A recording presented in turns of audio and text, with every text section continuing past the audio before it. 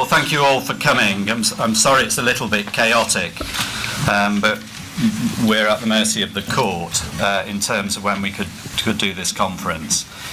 This is, of course, the press conference for 22 of the bereaved Hillsborough families. I'm Pete Weatherby, and together with Elkin Abrahamson, I've led the team representing these families. After a few introductory remarks by me, family members will read out a prepared statement which will take a few minutes. And then following that, some of the individual families would like to add a few words of their own about their feelings now that this stage of their struggle has concluded. Then we'll open up for questions and answers. In each case, when someone speaks, I'm going to ask them to stand up and identify themselves and introduce themselves, and then read what their contribution is or their answer to the question. Before they do so, the jury's conclusions have vindicated the long journey of the 96 families who have striven tirelessly for 27 years to obtain the truth, to obtain justice, and to make those responsible for the Hillsborough disaster accountable. That struggle was only necessary because of the gross negligence, as the jury has found, of senior police officers and the concerted attempts to cover up responsibility for the disaster. More of that in a minute. But first, I want quickly to pay tribute to those families and all to these families and all of the families for their dignity and their tenacity in their campaign for justice. But secondly, before we get going properly, I want to highlight the role of those many family members who are no longer with us, who passed on before their struggle could reach this point.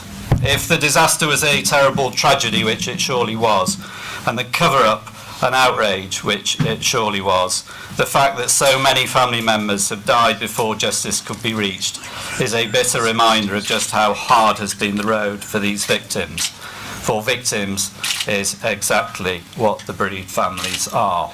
So to Anne Williams, mother of Kevin, to John Glover, dad of Ian, to Terry Burkett, dad to Peter, to Maureen Church, mum of Gary, to George Wright, dad of Graham, and to the many others, too many to list all of them, who've died before the Hillsborough wrong, the Hillsborough miscarriage of justice could be righted.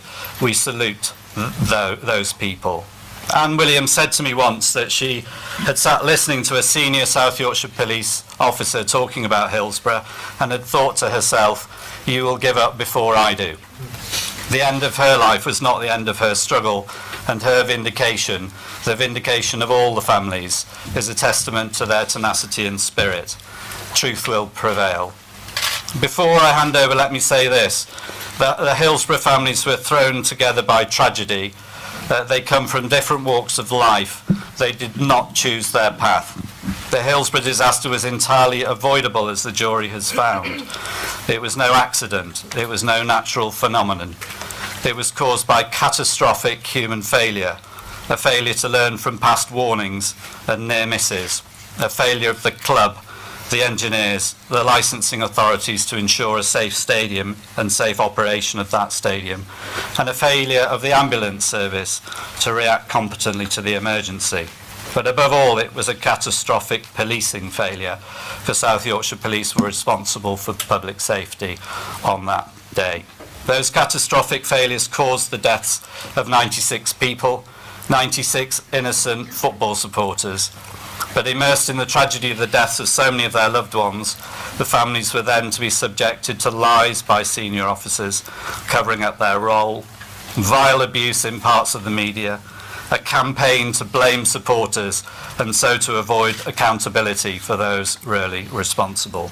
And unfortunately, in these very proceedings, we witnessed a strong campaign by ex-senior police officers continuing to deny responsibility, by South Yorkshire Police joining in, blaming supporters and failing to be true to admissions they publicly made through their Chief Constable after the publication of the Hillsborough Independent Panel report in 2012. The ambulance service too, a legacy organisation, chose to try to minimise failings and their effect by the South Yorkshire Metropolitan Ambulance Service, despite admissions made again after the HIP report was published, and admissions by senior officers made in the witness box.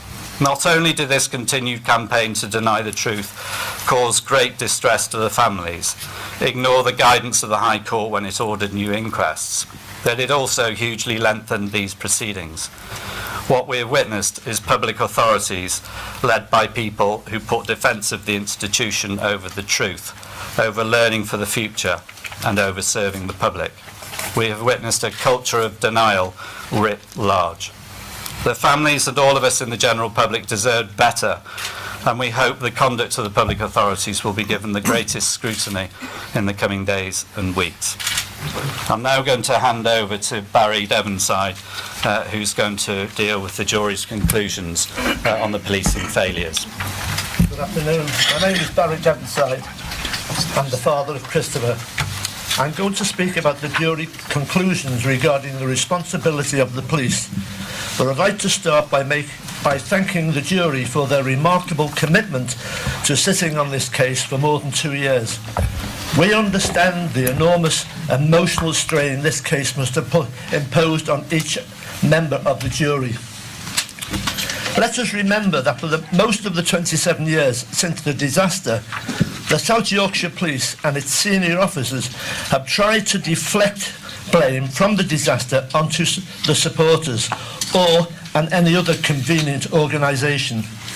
But today, the campaign to deny the truth and to deny justice finally came to an end with the conclusions of this jury, which, to remind you, support the fact that, firstly, South Yorkshire Police knew about serious crushing incidents both outside of the Lepping Lane entrances and on the Lepping Lane terraces, including one in 1981 when 38 football supporters required hospital treatment. Yet they failed to heed the lessons of these near misses. Indeed, one of the police supervisors at the Lepping Lane end, Inspector Gordon Sykes, described the bottleneck outside the turnstiles as nothing more than a death trap. Stephen Wright, brother of Graham Wright. The conclusions of the jury put the serious failures of South Yorkshire Police centre stage.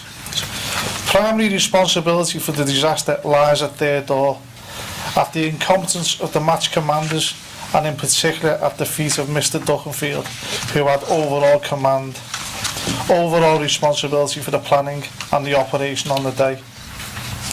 As we shall come to, others failed as well, but in the final analysis, our loved ones would have lived but for the gross failings of the police. It is no surprise to us, or no doubt to many others who have followed these proceedings, that South Yorkshire Police have been found comprehensively responsible for the disaster and the deaths.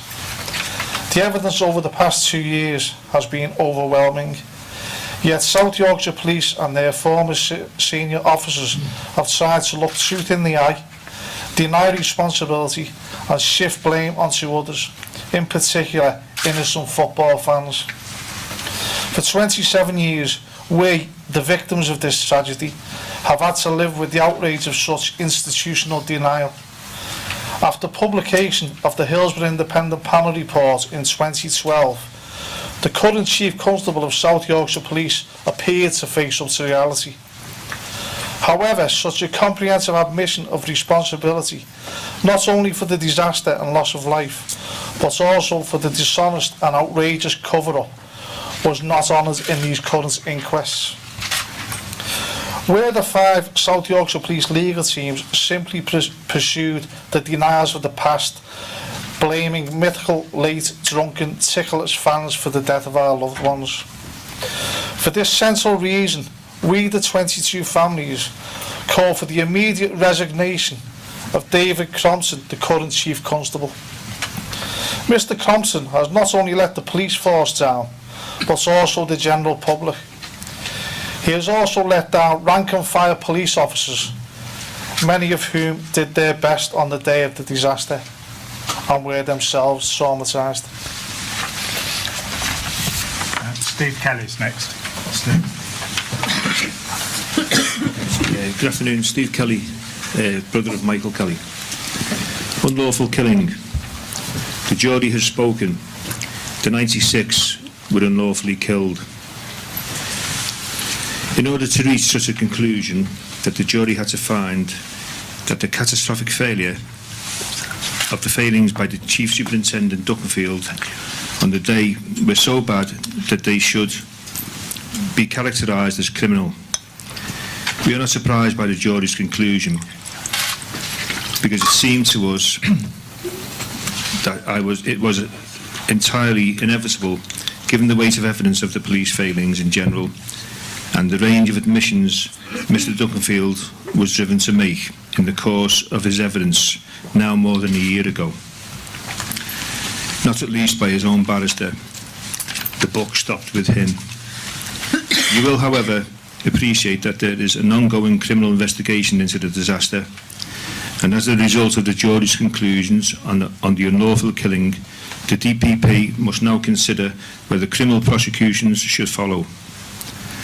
Having waited 27 years for this day, we do not wish to say anything that might prejudice those proceedings. So at this stage, we will make no further comments and simply hope that further developments will follow quickly. Thank you. Thank you. Lyndsey. I'm Lyndsey Barker, the daughter of Eric Hankin. At 3:15 p.m. on the day of the disaster itself, Chief Superintendent Duckenfield lied to the FA and others that the fatal crush in the central pens had been caused by Liverpool supporters breaking down a gate to gain entry. A couple of hours later, senior officers were dispatching police photographers to find evidence of discarded beer cans. In the days that followed, false stories were fed to newspapers, and subsequently police officers made statements alleging supporters approached the ground with carafes of wine and large numbers of beer cans. Unfortunately for the police, their own cameras, either those feeding into the police control box for Mr. Duckenfield to see, or those carried by evidence-gathering officers on the lookout for criminality, and the cameras of the BBC, recorded substantial footage of supporters approaching the ground, which comprehensively put to the sword the suggestion that Liverpool fans were badly behaved or drunk. In fact, the footage showed quite the opposite, and showed that the supporters arrived in 45 minutes before kick-off. They had little or no chance of gaining entry because the police were already losing control at 2:15 p.m. with congestion at the turnstiles. As bereaved families, we would have wanted to know what caused the disaster. Who was responsible? If the disaster truly had been caused by a group of out-of-control drunk fans and trying to break into the ground, we would have wanted to have been the first to know. But that was not the case. You'll appreciate that this is a very emotional day, and the family member who is going to read the next part has asked that somebody else read it, so I'm going to do that. I'm Mark George, I'm one of the barristers in the team for the 22 families.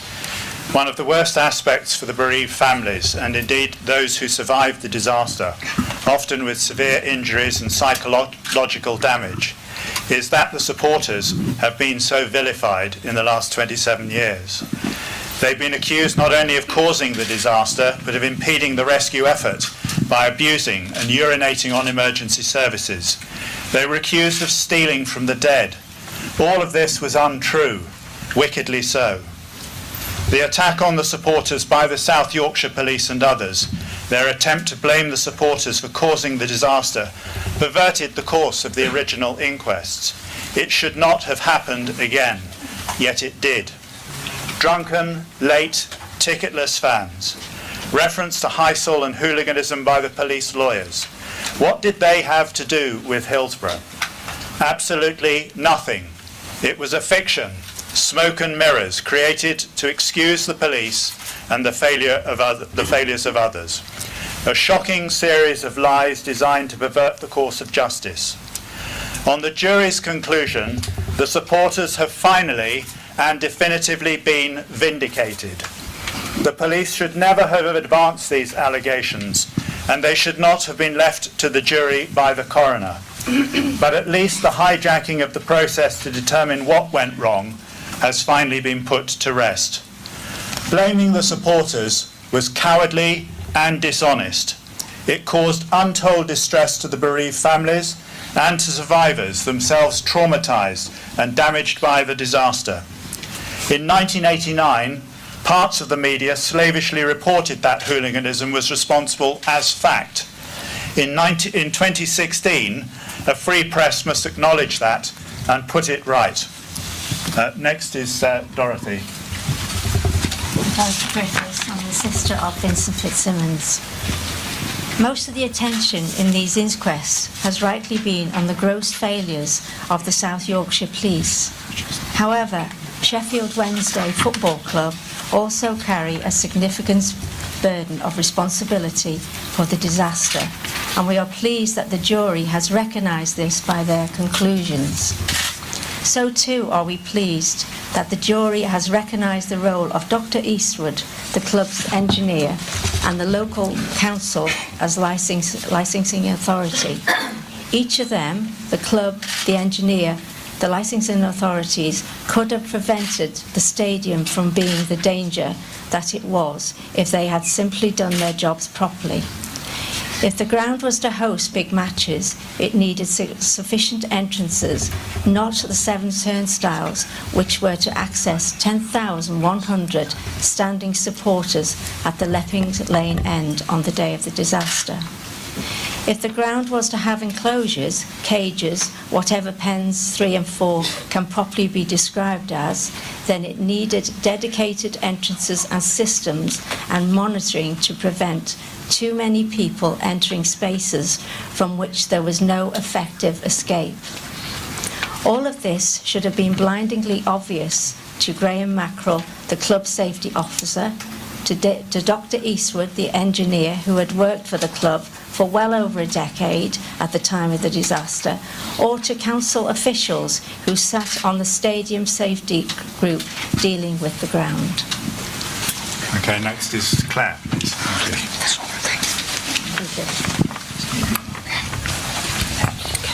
I'm Claire Livingstone. I'm the daughter of Gary Harrison. The Hillsborough Stadium was not a fit ground to be used for an FA Cup semi-final. The club, as well as the police, were well aware of the narrow pinch point of the approach to the turnstiles at Leppings Lane. It was obvious that trying to get 24,500 people through 23 turnstiles was inherently dangerous. There had been real crushing problems at previous semi-final matches, near misses in 1981, 1987 and the year before in 1988, but lessons were not learned. Back in 1985, Sheffield Wednesday Football Club had advanced plans that would have increased the number of turnstiles at the Leppings Lane end from 23 to 34. The plans also provided for dedicated entrances for each of the central pens with electronic monitoring of the number entering. That would have ensured the safety of fans entering the pens, and when the safe capacity was reached, the turnstiles would have been closed and no more fans could have entered the pens. If such a scheme had been in place in 1989, there would have been no disaster and no loss of life. The scheme was abandoned by the club purely on the grounds of cost. At its peak, the costs were put at about £135,000, not an insignificant sum in 1985. However, the club was aware that up to 75% of the costs could have been recovered from the Football Grounds Improvement Trust. So the net cost to the club of doing that work would have been around £35,000. 96 people were killed in a disaster that could have been prevented at a cost of about £350 each. The jury heard evidence that at that time the club was spending hundreds of thousands of pounds on players. Thank you. We're now moving on to the reaction to the emergency response, and first is Danny. Sorry, Danny.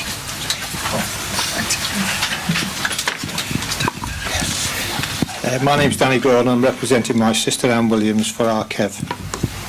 The safety certificate for the Hillsborough Stadium required the police and club to liaise about and agree entry arrangements for the game. Yet Chief Superintendent Duckenfield gave evidence that he may not even have seen the safety certificate before the disaster. whereas there were 62 turnstiles to access the 29,000 Notts Forest ticket holders. There were just 23 turnstiles for the 24,500 Liverpool fans. Moreover, there were just 7 turnstiles to allow entrance to the 10,100 Liverpool fans who had standing tickets. On any view, this was obviously woefully inadequate. Fourthly, on the day, the senior officers failed to control the crowds arriving for the match and to deal with the congestion which was plain for all to see at 14:15, a full 45 minutes before kick-off. Instead, Rome burnt whilst the High Command of South Yorkshire Police fiddled. Even with the fateful decision to open exit gates taken, all was not lost if Chief Superintendent Duckenfield had ordered the closure of the tunnel, but he did not.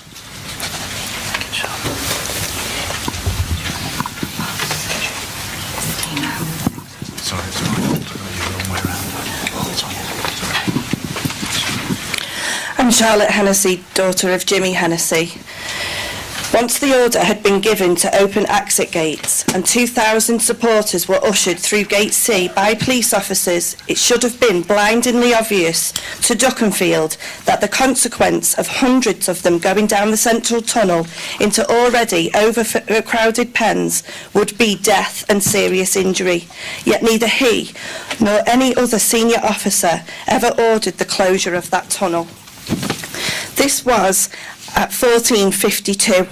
From that point, Duckenfield and other senior officers had the clearest view of what was happening in the pens and had cameras which could zoom into them, yet they did nothing. The ambulance service also failed the 96.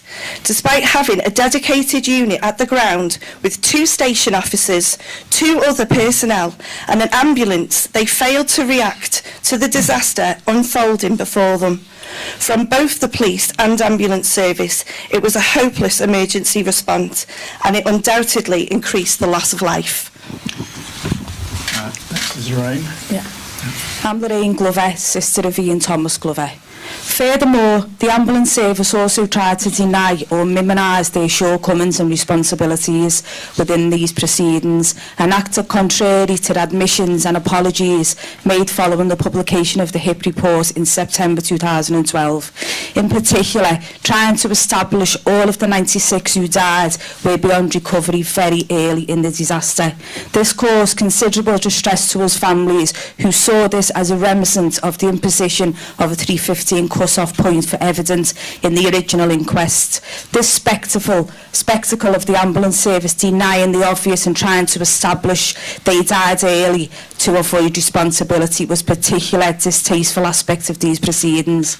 We, our families, are disgusted that the South Yorkshire Ambulance Service, the legacy organisation for the South Yorkshire Ambulance Service, which was operational in 1989, should seek to avoid responsibility in such a way. This behaviour could have misled the jury, was entirely contrary to its duty as a public authority to tell the truth, and unnecessarily prolongs the proceeding, causing further distress to our families. We call on the current Chief Executive of Yorkshire Ambulance Service to resign as a consequence or be removed.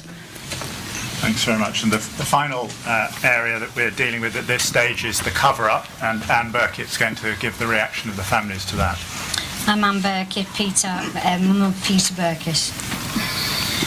To lose a loved one in a disaster is impossible to describe in mere words, but what followed massively increased the distress and grief of all of us families. A police cover-up of industrial proportions. It has continued in one guise or another until today.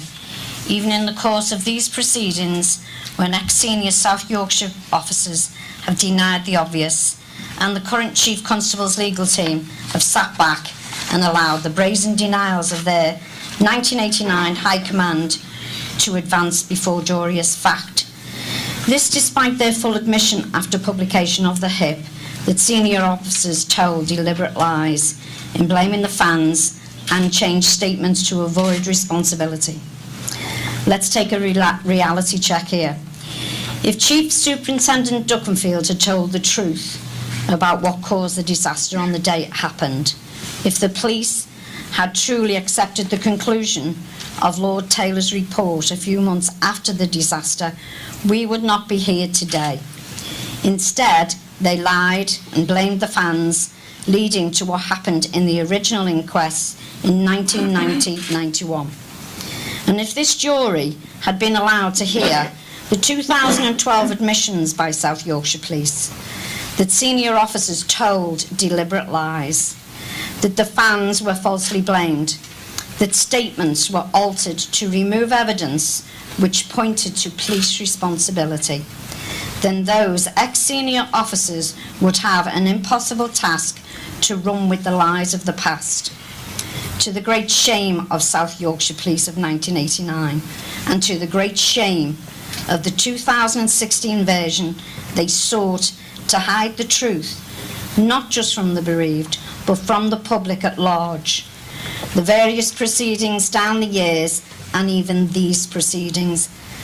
And of course, the same force face allegations regarding other incidents and investigations, such as Orgreave and Rotherham, which have uncomfortable resonance with Hillsborough. This jury has now spoken. Now is the time for consequences. The criminal investigations must be allowed to take their course. We hope and urge that prosecution decisions can be taken soon. We call for the resignation or removal, the sacking of the current Chief Constable of South Yorkshire Police, and we call for remedial measures to be imposed on South Yorkshire Police to ensure systems are put in place to require them to stay subject to the law and to prevent them from putting themselves before the truth. The story of Hillsborough is a story of human tragedy, but it's also a story of deceit and lies, of institutional defensiveness, defeating truth and justice. It's evidence of a culture of denial with South Yorkshire Police. All that must be brought to an end. Only then can we truly lay our loved ones to rest. Thank you, Anne. Karen, I think, wanted to say something.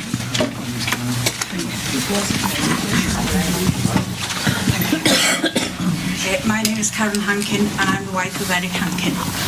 May I begin by saying that this is first and foremost about our loved ones, and let us never forget that.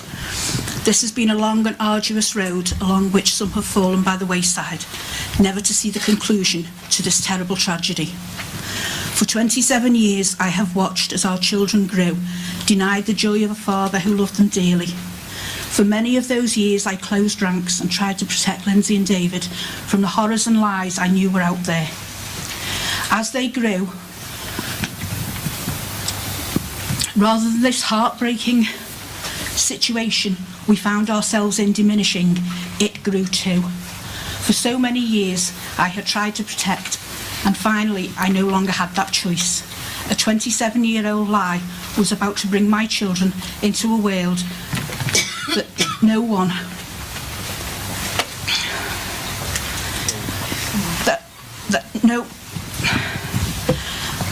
that one man had told the truth from the stars. They would never have seen or heard the horrific sights and details we have all been subjected to. The conspiracy and lies that began on the 15th of April 1989 and continued over the years involving police, politicians and officials of high standing has been the most evil act of man's inhumanity to man. The injustice that was dealt to us is an injustice to all. The callous disregard for the dead, the survivors, the families and our city as a whole. It knows no bounds. There were times where we met upon those who would have had us crawl away and lick our wounds and deny us the chance to speak out. Fortunately, that attitude only served to make us stronger. Our heartfelt thanks and much love goes to our legal team who have represented us and cared for us in equal measure, sharing our sorrows and victories and supporting us with strength, inspiring confidence and giving me a voice I believed I would never be able to use again. To the ex-Bishop of Liverpool, the Right Reverend James, I thank you for your gentleness, your calming influence, and of course your work on the HIP report, without which I doubt we would be here today. To my friends from the Hillsborough Justice Campaign, who took us under their wings when we felt we had nowhere to turn, you have my love and undying gratitude. And finally, the people of Liverpool, who've been with us every step of the way throughout the years with their love and support, I thank you. We never walked alone.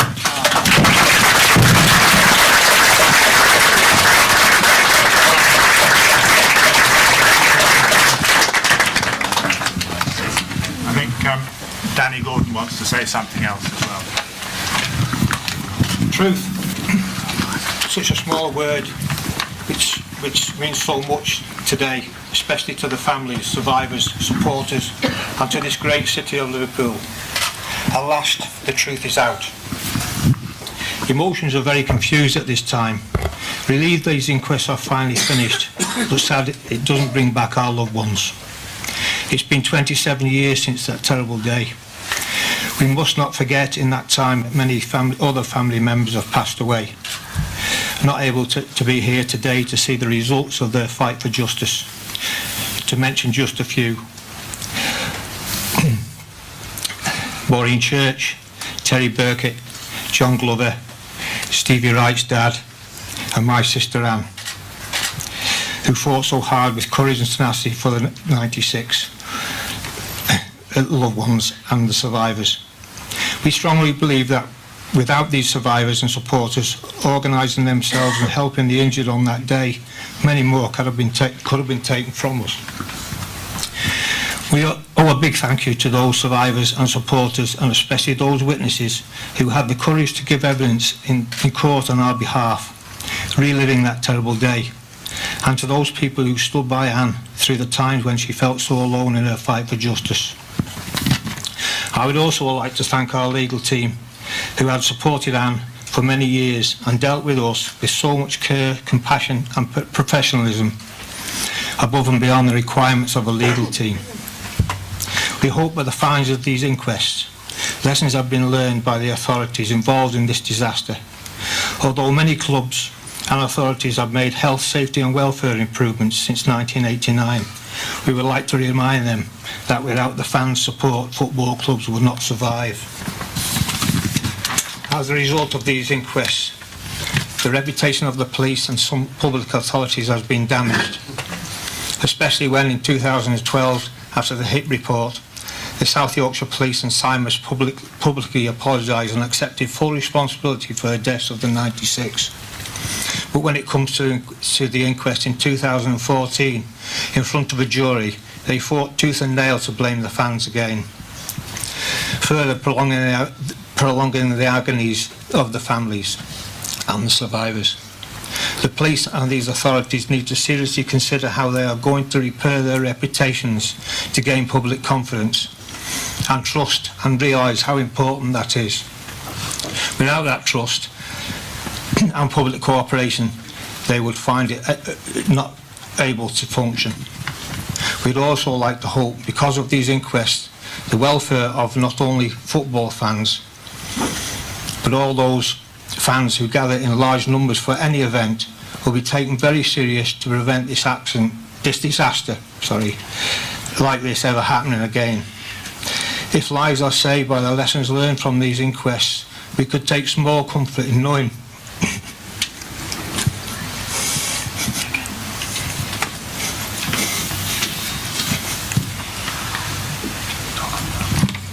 our loved ones weren't taken from us in vain. They'll never walk alone.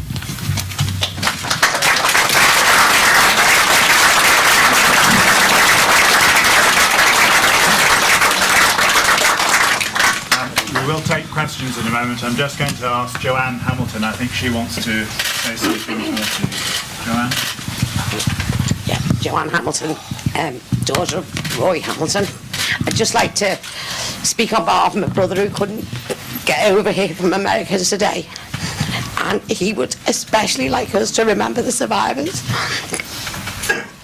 And he would like us to thank the jury, the coroner and the solicitors And I would especially like to thank the solicitors for the help that they're giving my mum when life had to carry on over these 2 years and we had to go to work and do other things, but they supported her the whole time. And the families who were there for her when we couldn't be. Thank you.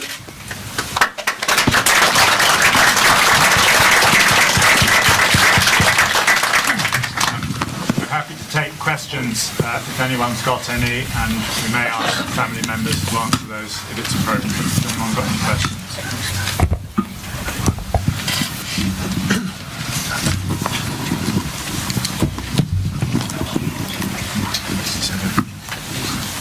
It's very powerful hearing from the families, but I'm sure you have some questions after the jury's conclusions today. Andy Russell from the Daily Mirror. Could I ask Andy Russell from the Daily Mirror? Could I ask any of the families what they think should happen now? Could they perhaps expand on the sentiments they've expressed, in particular in concern to Mr. Duckingfield?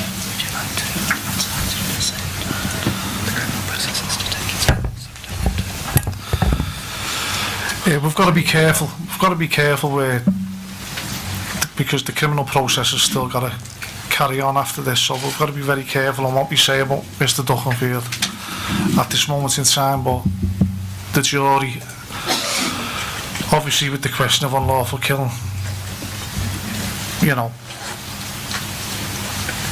he's been found as the match commander, the man in charge, to be culpable of unlawful killing.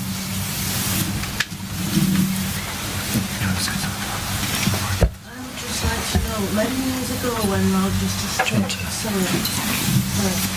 Pat, would you just introduce yourselves, please? My name's Pat Owens and I'm the mother of Jonathan Owens who died at Hillsborough. I would just like to know or have an answer of some sort.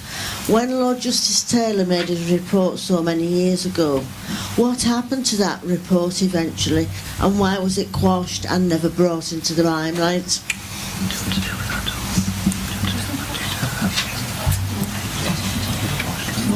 Do you want to answer it, or should I don't believe that Taylor's report was quashed or hidden away. I think the report was excellent, and it's done a lot for football with regard to the state of stadiums, the improvements of safety within those stadiums, but there's a lot that's going on today that's watered down some of the recommendations made by Lord Justice Taylor. But it was an excellent report. Just following from that, it was a report that was done very, very quickly, and it was good that it was done very quickly, but it wasn't in any way as comprehensive as the investigation that's just been completed now. The problem with the Taylor report wasn't the Taylor report. The problem with the Taylor report was what happened afterwards. And what happened afterwards was that the police then conducted a campaign to reverse it in the original inquests.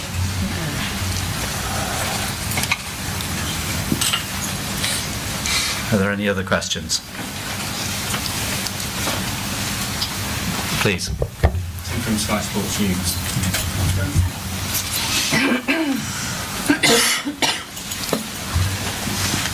Can I just ask Danny how Anne would have reacted to today's news? What would it have meant to her? Difficult question, really.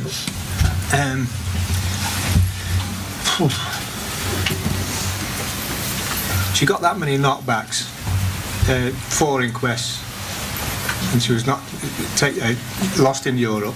But the thing about Europe was that she gleaned some advice to go to the Attorney General under the Section 13, the right to live. So that gave her a little bit more hope. She worked on that. I'm not really answering your question, am I? When the inquests were turned over in 19th of December in 2012, I was in court with Anne. She was in a wheelchair, and when the judges announced the results, the verdict, the families were absolutely delighted. But Anne just sat there so calm. I remember Steve Kelly coming over with tears down his cheeks, and hugging us both. And I hugged down and I said, "You've done it, love. You've done it." She said, she just turned around, dead calm. "We've got a long way to go yet." She said, "We're not there yet." And she was right. And I don't know what her reaction would have been, because she was so calm and she'd waited for so long.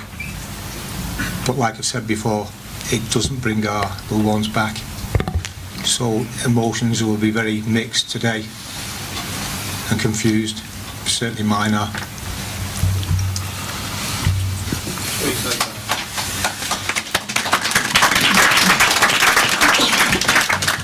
I think it's having represented Anne for a number of years, and Elkin Abrahamson, who stands at the side, who represented Anne for many more years than I did.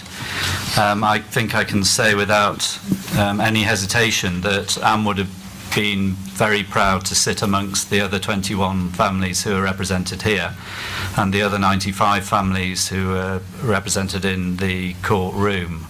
And although Anne did take a very prominent part, so did many of the other families, and she was always impressing on me when I was representing her how important it was that there were 96.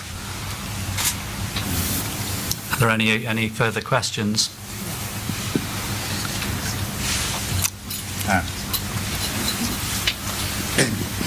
Dan Kay, Liverpool Echo. How much of a strain has the length of these proceedings put on the families, and how much of an impact do you feel that the conduct of some of the bodies involved has played in that?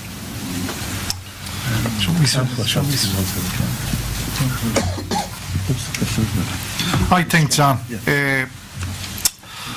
for 2 years we sat in that court, well, some of us every day, and listened to every bit of evidence, listen to the police teams reel out the same lies over and over again. It took an amazing toll on me, but I'm thankful I've had the support of the Hillsborough Justice Campaign, family and friends. If anyone's got better friends than me, I'd like to shake them by the hand, because they've been absolutely incredible.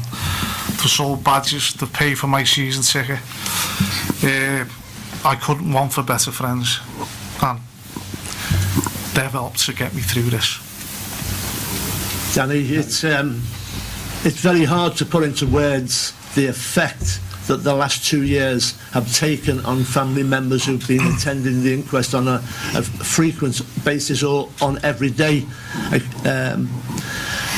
You then go back to the time when the disaster happened and unfolded, because that's where the toll started. We're now here 27 years later, and even till 2 weeks ago, and Steve and I can confirm that, police officers were telling barefaced lies in these courts.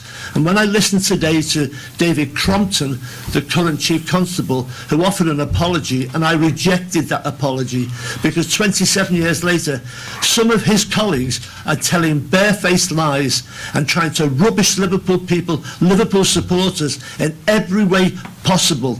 The toll has been immense. When I think of Jackie and I, no different to anybody else. We've been married 45 years. This has been going for 27 years of our married life. No different to anybody else here today. But it's taking a massive toll. And as Stevie said, without good friends, without a good legal team, and the support of the likes of you, Danny, who attends here on a frequent basis, I don't know where we would have been.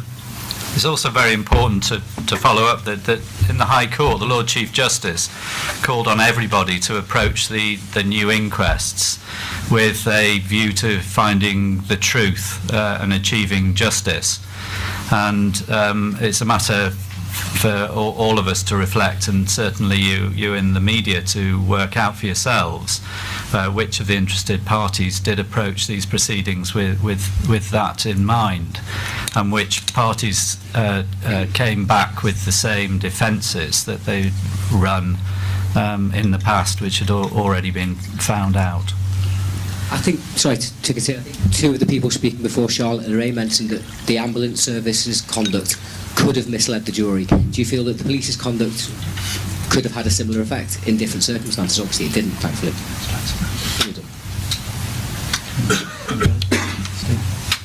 Well, time and time again, Dan, the coroner would say to the South Yorkshire Police legal team, is this under the direction of the current Chief Constable? He was picking up on what they were doing, you know, time and time again. And they were found out in that court thanks to the jury seeing right through the lies and the smears again. And I'd just like to thank our legal team, obviously, because I got forgotten before. Thanks, Steve. One more then. What does anyone have anything to say about the coroner himself? How you feel he's conducted himself and dealt with you throughout this long process? Is that something you can talk about? Well, at times, Danny, the coroner has been weak. He allowed the likes of John Beggs, representing David Duckenfield, to spew out all kinds of rubbish about Heisel. As we all know, Heisel has absolutely nothing at all to do with Hillsborough. They're totally two different incidents, but Beggs being the nasty person that he is, he pursued it. When the coroner had said to him on the second occasion, I don't want you to mention Heisel again, he still came back. That's where the coroner should have stepped on him and put him in his place. Okay, I'm conscious of the time. We're now at 3:20, and we have to go back into court, as I think you all know, and we have to get the families back to court. So we can take another couple of questions, if there are any. Peter, can I just... Yeah. Steve Kelly would like to say something. Sorry, if we could just wind back a little bit, the gentleman from the Daily Mirror. Yeah.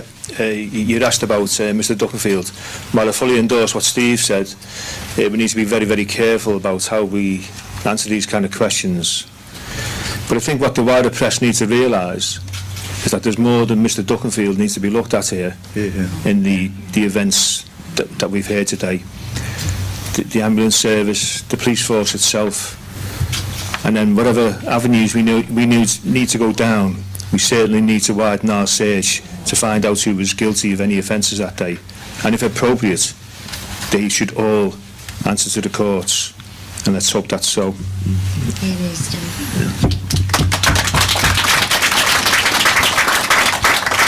Okay, unless there's any further contributions, I'm going to hand over to Elkin Abrahamson, who's led the legal team for the 22.